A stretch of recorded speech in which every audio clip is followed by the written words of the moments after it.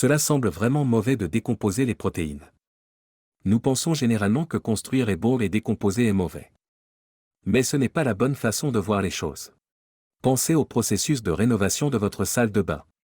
Imaginons que vous ayez une baignoire et un lavabo très anciens, datant des années 1970.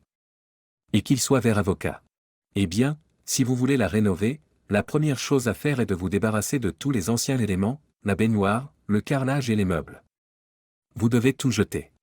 Vous pourrez ensuite installer votre nouvel évier et votre nouvelle baignoire, car vous aurez fait de la place pour les accueillir. Et c'est la même chose qui se passe dans le corps. Nous ne grandissons pas continuellement une fois que nous sommes adultes. Nous conservons la même taille. Mais pour bien fonctionner, nous devons nous débarrasser des anciennes protéines et les remplacer par de nouvelles. C'est donc le rôle réel de l'autophagie. Il s'agit du processus de régénération cellulaire.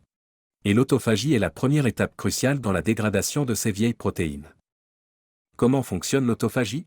Une fois qu'elle est déclenchée, les protéines et les vieux débris cellulaires dont le corps ne veut plus sont ciblés pour être éliminés. Ces fragments sont ensuite enfermés dans un compartiment appelé autolysosome.